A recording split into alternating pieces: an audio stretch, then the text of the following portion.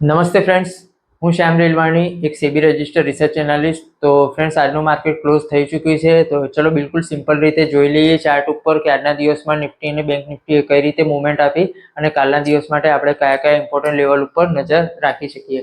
તો સૌથી પહેલા વાત કરી લઈએ તો આજે ડેટ છે 23 ઓક્ટોબર. આજના દિવસે નિફ્ટીએ ક્લોઝ આપ્યું છે 25,891, એટલે ગઈકાલના ક્લોઝિંગથી 22 પોઈન્ટ ઉપરનું ક્લોઝિંગ છે. ઓલમોસ્ટ ફ્લેટ ક્લોઝિંગ કહી શકાય.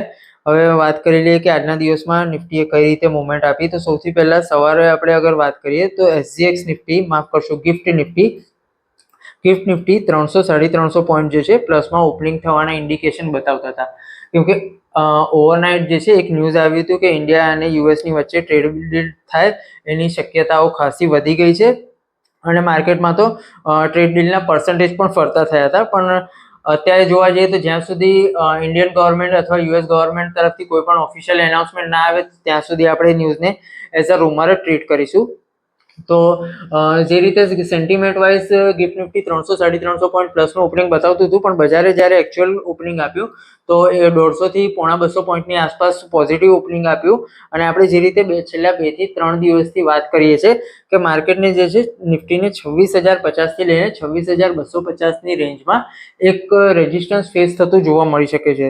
તો આજના દિવસમાં આગળ જોશો તો બજારે જે છે ક્લોઝિંગ ઓપનિંગ પોઝિટિવ આપ્યું, એના પછી 26,105ની આસપાસ એક રેઝિસ્ટન્સ ફેસ થયું અને ત્યાં ઇન્ટ્રાડેમાં આગળ સૌથી પહેલા 5 મિનિટના ટાઈમ ફ્રેમ ઉપર ચાર્ટ મૂકી લઈએ. 5 મિનિટના ટાઈમ ફ્રેમ ઉપર અગર આપણે જોઈએ તો પહેલી કેન્ડલ છે ગેપ અપ ઓપનિંગ થાય છે, એના પછી લો બ્રેક નથી કરતી, પણ પછી એના પછી જે મોમેન્ટમ છે તમે જોશો તો 105ની ઉપર મોમેન્ટમ પણ કેરી નથી કરતું. એટલે તમે જોશો સવારના 9 વાગ્યાથી લઈને બપોરના 1:30 વાગ્યા સુધી ઓલમોસ્ટ 4 કલાક જે છે નિફ્ટી 50 થી 60 પોઈન્ટની રેન્જમાં જે છે ટ્રેડ કર્યા કરે છે.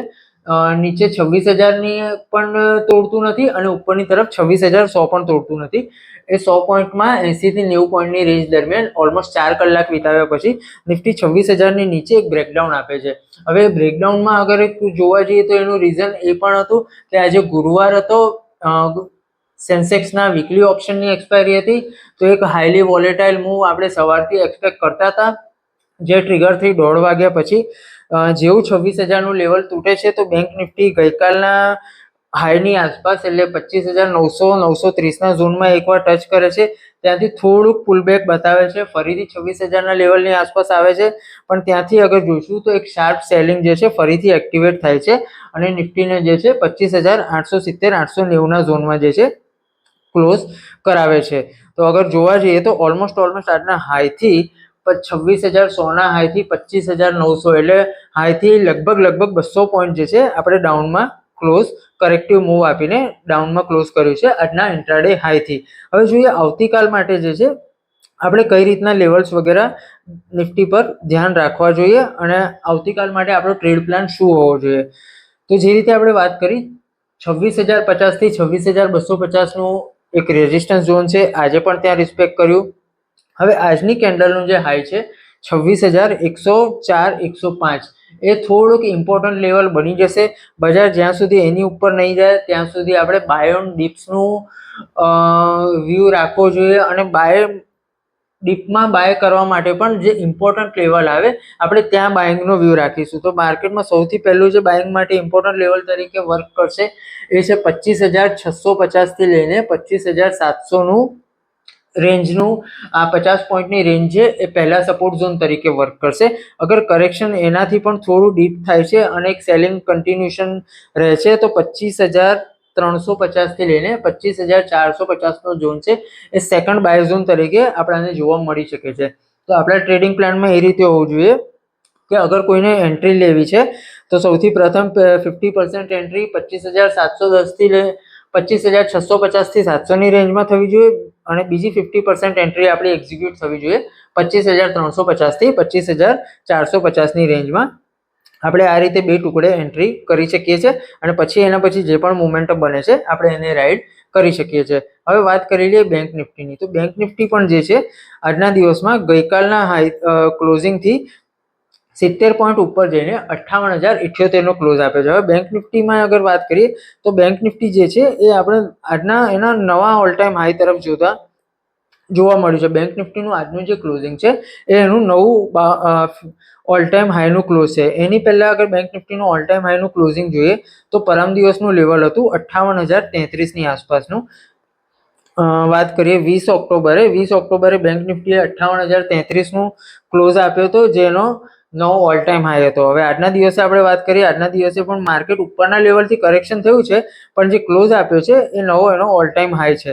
તો બેંક નિફ્ટીમાં આપણો ટ્રેડ પ્લાન કઈ રીતે હોઈ શકે? તો બેંક નિફ્ટીમાં પણ આપણે જે રીતે ગઈકાલે પણ વાત કરી હતી કે ઉપરના લેવલથી થોડું ઘણું કરેક્શન જે છે હવે આમાં જોવા મળી શકે છે, કેમ કે વન વે મુવમેન્ટ કરી હતી. વચ્ચે ઓલ ટાઈમ હાઈની આસપાસ તમે જોશો તો અહીંયા કોઈ પણ રીતનું આપણને હોલ્ડ નથી દેખાતો. આજે પ્રીવિયસ એનો ઓલ ટાઈમ હાઈ હતો. હવે ઓલ ટાઈમ હાઈ ક્રોસ કરતા પહેલા અગર 2 થી 3 દિવસનું કન્સોલિડેશન બતાવતું અથવા એકાદ વીકનું થોડું ઘણું કન્સોલિડેશન હતું તો આપણને એક હોલ્ડ જોવા મળી શકતો હતો. પણ એ વન વે અગર ઉપરની તરફ નીકળ્યું છે તો થોડું ઘણું કરેક્ટિવ મૂવ બતાવવાનું ટ્રાય કરી રહ્યું છે. તો બેંક નિફ્ટીમાં અગર કોઈને એન્ટર કરવું હોય તો એના માટે લેવલ રહેશે હવે પ્રીવિયસ જે એનું ઓલ ટાઈમ હાઈ હતો. હવે બેંક નિફ્ટીમાં આપણે પ્રીવિયસ ઓલ ટાઈમ હાઈ અગર જોવા જઈએ તો આપણને ઝોનમાં એન્ટ્રી મળશે 57,500 થી લઈને 57,750 નું આ 250 પોઈન્ટની રેન્જમાં, જે એનો પ્રીવિયસ ઓલ ટાઈમ હાઈ હતું એ આપણે ત્યાં ફર્સ્ટ એન્ટ્રી તરીકે બેંક નિફ્ટીમાં જોઈ શકીએ છીએ. અને એના પછી જો કરેક્શન થોડું એમાં પણ ડીપ થતું જોવા મળે તો નેક્સ્ટ આપણી એન્ટ્રી હોવી જોઈએ 57,300 ની રેન્જમાં, અને એની નીચે અગર જાય છે તો 56,800, કેમ કે બેંક નિફ્ટીએ મુવમેન્ટ પણ એ રીતની સ્પીડમાં કરી છે તો એમાં લેવલ પણ એ રીતના નીકળી રહ્યા છે. તો બેંક નિફ્ટીમાં પ્લાનિંગ આપણે એવું હોવું જોઈએ, ઉપરના તરફથી રિજેક્શન આપે છે તો પહેલું આપણી એન્ટ્રી લેવલ હોવું જોઈએ 57,500 થી 57,700. એની નીચે અગર ડિસેન્ટ એન્ટ્રી માટેનું લેવલ જોઈએ તો એ 57 થી 57,000 થી 57,300 ની રેન્જમાં આપણે બીજી આપણી સેકન્ડ એન્ટ્રી માટે જગ્યા રાખી શકીએ છીએ. બેંક નિફ્ટીમાં હવે નવી પોઝિટિવ મુવમેન્ટ ક્યારે આવશે? તો બેંક નિફ્ટીમાં નવી પોઝિટિવ મુવમેન્ટ આપણે આજના ડેનો જે હાઈ છે 58,577 એની ઉપર એક્સપેક્ટ કરી શકીએ છીએ. પણ એના કરતાં પણ વધારે અગર જોવા જઈએ તો નવો એમાં લેવલ છે 58,261 નું, જે આપણે સોમવારનું જે હાઈ છે એ લેવલ વધારે ઇમ્પોર્ટન્ટ રહેશે આજના હાઈ કરતા. જો અગર એ લેવલ પણ કાઢીને ઉપરની તરફ થોડું પોઝિટિવ ક્લોઝિંગ આપે છે તો બેંક નિફ્ટી આપણને ફરીથી મોમેન્ટમ કન્ટિન્યુ કરતું જોવા મળી શકે છે. તો ઠીક છે ફ્રેન્ડ્સ, આજના માટે આટલું જ. તો ચેનલ સાથે જોડાયેલા રહેજો. લાઈવ માર્કેટમાં અપડેટ વગેરે આપણે ટેલિગ્રામ ચેનલ ઉપર નાખી દેતા હોઈએ છીએ. ટેલિગ્રામ ચેનલની લિંક છે ડિસ્ક્રિપ્શનમાં આપેલી છે, તો એને પણ જરૂરથી ફોલો કરી લેજો. કાલે મળીએ છીએ ફરીથી એકવાર. Thank you.